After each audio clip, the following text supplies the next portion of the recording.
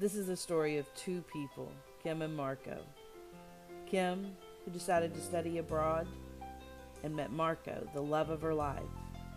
And then their journey through all the bureaucracy and the headache and the paperwork of bringing him to America so they could become married and have their 3 beautiful children they have now. Getting married to another American is insanely easy.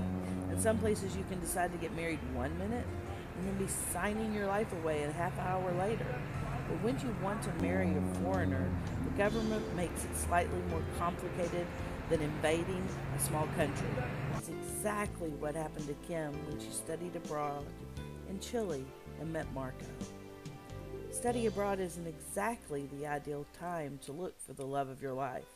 After all, it's only going to end in heartbreak, right? Not for Kim and Marco. It was only the beginning of a journey through paperwork and time.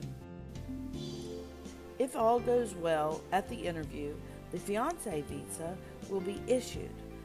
At that time, the fiancé has 6 months in which to enter the United States, and then another 90 days to get married. It's best to get married as soon as possible if the immigrant wishes to apply to adjust his green card status. We met, I was on a study abroad through A&M, and we met while we were at church.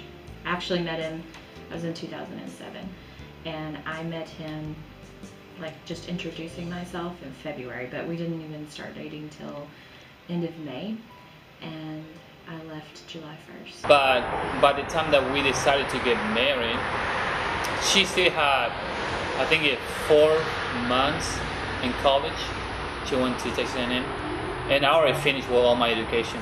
So it was more convenient and easier for me to come here than for her to go there. With the fiancé visa, it took almost a year, because that year actually 2008.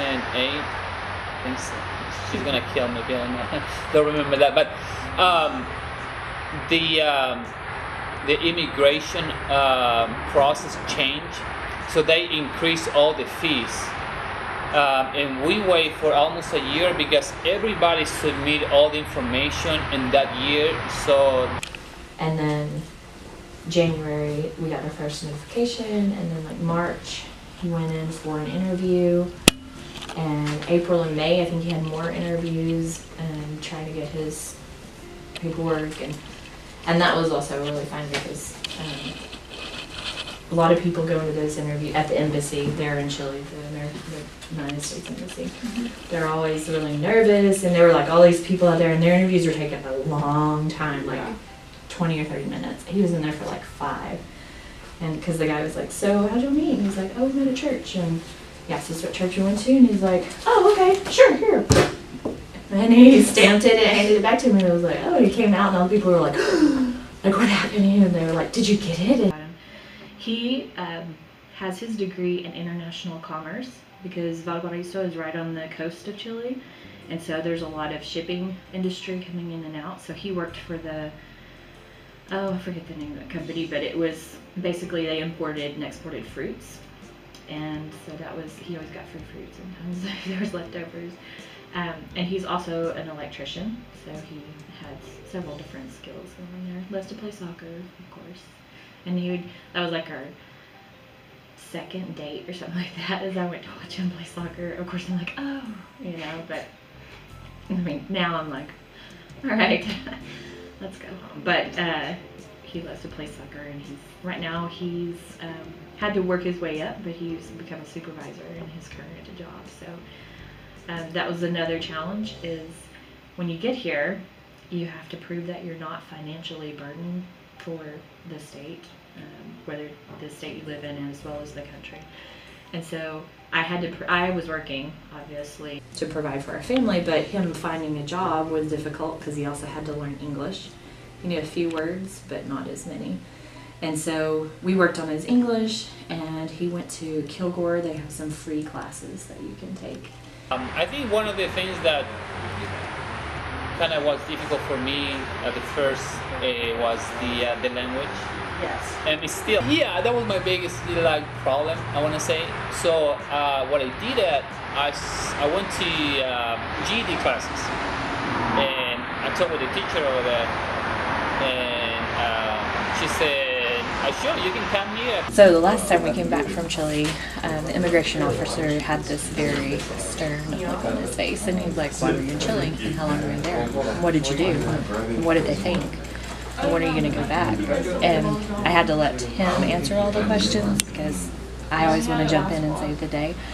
And after he had stamped everybody's passport, he goes, okay, welcome back to the United States. We're so glad that you made it. I always feel like he's going to ask some question that he can't answer and then like jump out and, you know, put handcuffs on him and haul him away from me or something. Every time she's afraid they're going to just grab you and take you away from her. First, she's a little more scared than me.